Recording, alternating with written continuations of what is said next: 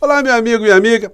Você certamente já deve ter ouvido uma frase que diz que quanto maior é a ilusão, maior é o tombo no precipício. Pois é, exatamente isso que está acontecendo hoje aqui no Brasil com essas pessoas que habitam o universo paralelo do bolsonarismo. Eles estão achando que uma decisão de um Tribunal de Contas da União terá o condão, terá a força de anular tudo aquilo que a Polícia Federal desvendou relacionado ao crime de ladrões de joias comandadas pela figura do ex-presidente da República, o inelegível. Eles estão tentando ali, em tribunais paralelos ao Poder Judiciário, algum tipo de menção de que o que eles fizeram foi absolutamente legítimo, foi lícito, né? É como se tivessem também entrando com recurso no Tribunal Superior de Justiça Desportiva.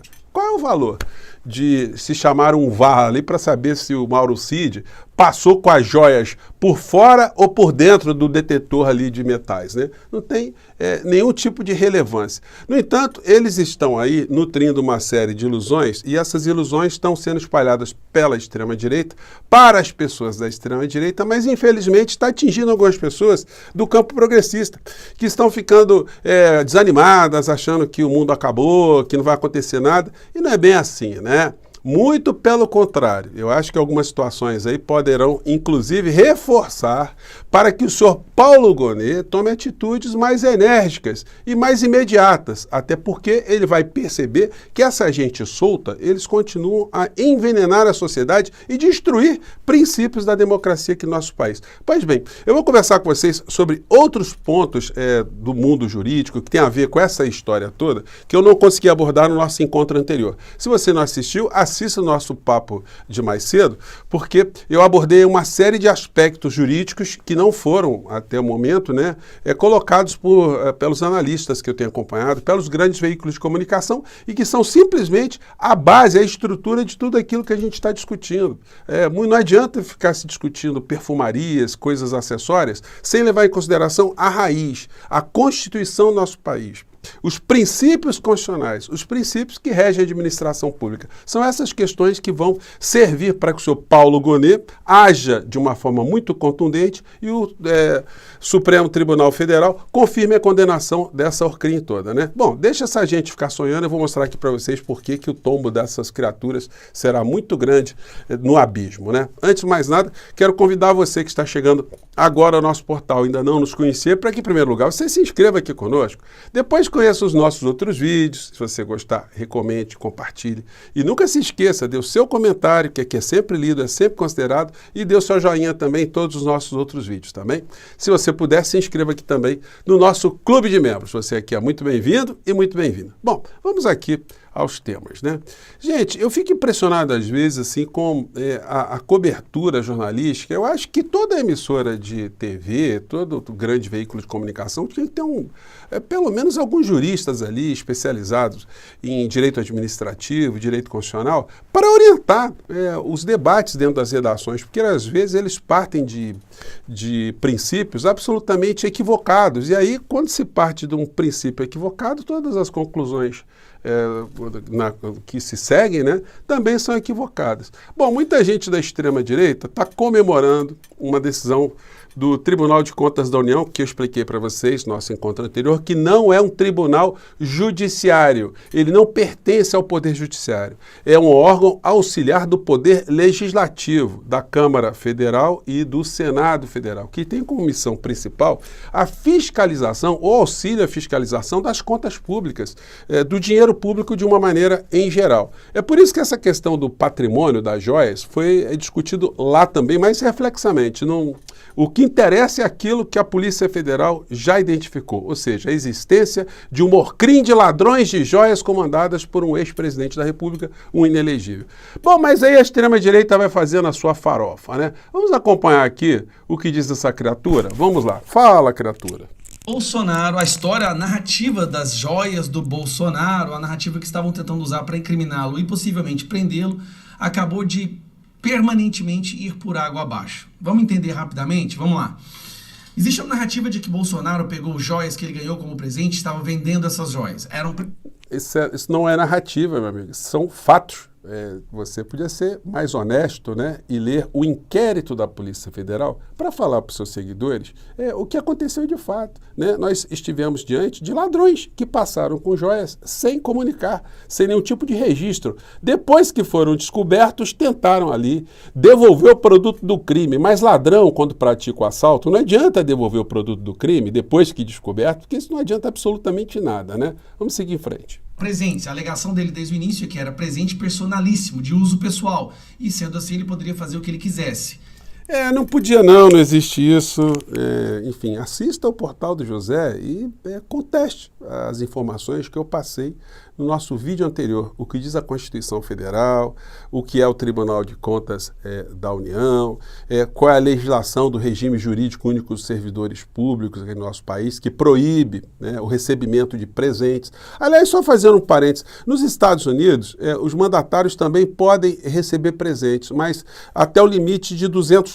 Acima de $200, se ele quiser ficar com o bem, ele tem que pagar para o governo norte-americano a importância relacionada ao bem que ele está recebendo, né? Aconteceu isso com o Barack Obama, né? Algumas vezes ele quis ficar com um bem que valia mais de $200, aí ele pagava ali para poder ficar com esse bem, né? Enfim, só para ilustrar, né? Em outros países é proibido receber qualquer tipo de presente. Em outros países não é proibido, mas o governante ele se sente ali absolutamente impedido, né, por um aspecto moral perante a sociedade, de receber alguma coisa, nem uma garrafinha de vinho, nem um mimo qualquer, absolutamente nada, né? E isso não é de todo ruim, né? Porque as pessoas estão ali não para ganhar algum tipo de presente, mas para poder prestar um serviço aos seus concidadãos, né? O inelegível está achando que todo mundo é trouxa, pelo menos o povo que o segue, né? A gente não pode lá falar o contrário, né? Porque aí ele escreve o seguinte: hoje, todos os presentes recebidos por mim estão na Polícia Federal, Caixa Econômica Federal ou depósito.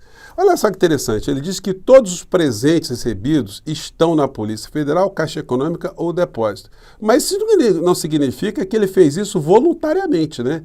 Todos os bens apreendidos de quadrilhas também estão ou na Polícia Federal, ou na Caixa Econômica Federal, ou no depósito. Então, não está falando absolutamente nada de diferente, né? Isso aí não significa nada. Os bens que eram de Fernandinho Beiramar estão todos na mesma situação.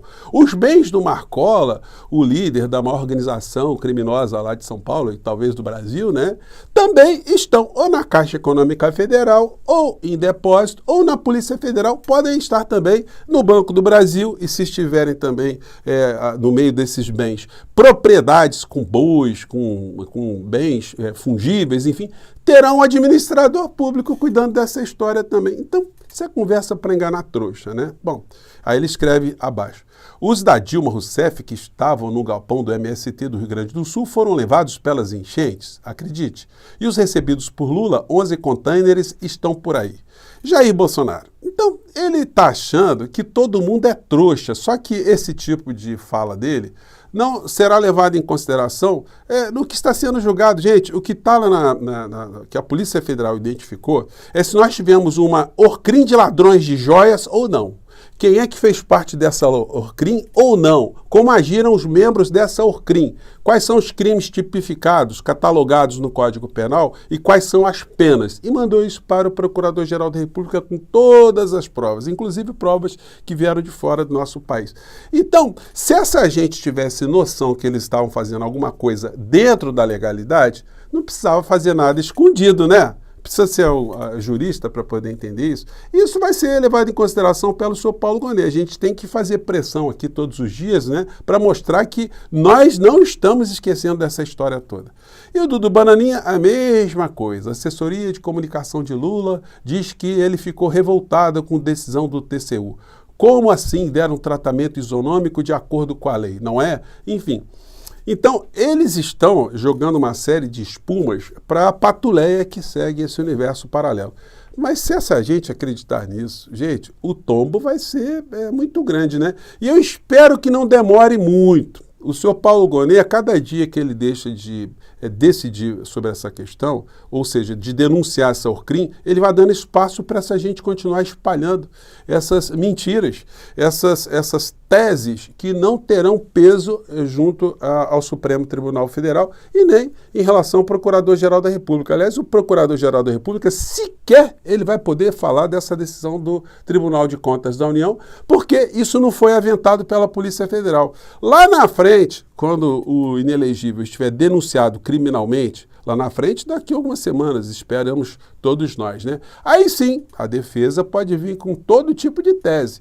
Mas aí, se o Supremo Tribunal Federal vai acreditar ou não, se os ministros da Suprema Corte irão acreditar ou não, isso é outro departamento. Isso aí a gente vai acompanhar aqui todos os dias no nosso portal, né? Bom, a situação lá não deve estar muito boa, porque o Fábio Weingarten deixou a defesa de Bolsonaro no caso das joias. Isso pode ter um sentido técnico, mas tem ali um sentido que a Orcrim, que inclusive tem a participação do senhor Fábio Weingarten, não pode ter o mesmo advogado quando eles têm interesses conflitantes, né? Um vai querer jogar ali a pecha de quem é mais responsável pelos crimes da Orcrim do que o outro, né? Então, enfim, é mais um indicativo. Enquanto isso, no mundo paralelo, né, eles estão tentando aí buscar assuntos para distrair a sociedade, que é o que eles fazem com mais frequência, né? E o Nicolas Ferreira, que tem esse problema muito grande com sexualidade, não sei se da própria, né? Mas ele tem um problema, gente, que é um negócio muito sério, porque as falas desse senhor só espalham preconceito, só espalham algum tipo de agressão a pessoas que não estão fazendo mal nenhum a ele. Qual o mal que tem a pugilista, que tem, enfim, uma taxa de hormônios mais alta do que as outras mulheres? O que essa pessoa está fazendo de mal a ele?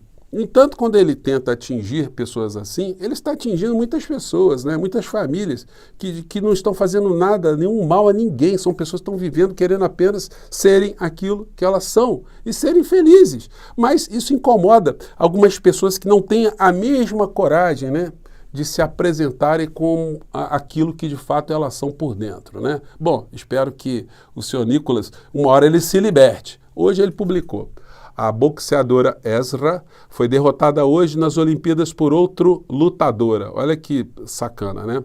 Com cromossomos XY e considerada homem pela Associação Internacional de Boxe. Em protesto, Ezra fez o símbolo XX para a plateia após a luta. Pela primeira vez na história, uma Olimpíada terá 2 finais masculinas na mesma categoria. Parabéns aos convidados, aos envolvidos, né? Então, gente, é uma mente doente que só espalha esse tipo de coisa, né? Intolerância, coisa ruim, coisa pesada, peçonhenta, enfim. Que eles continuem aí tentando distrair a sua turma, porque vai ter uma hora que eles vão ter que aterrissar, né? E quando eles aterrissarem, pode ser que alguns já estejam muito próximos, né, da Papuda ou de Bangu 8. A conferir. Meu amigo e minha amiga, não fique triste, não fique desesperado, não pense que o mundo acabou. Deixa essa gente sonhar e espalhar mentiras por aí. Ainda bem que nós temos esse espaço aqui para fazer esse contraponto, né? Bom, eu espero você no nosso próximo Portal do José. Um grande abraço, até lá. Tchau.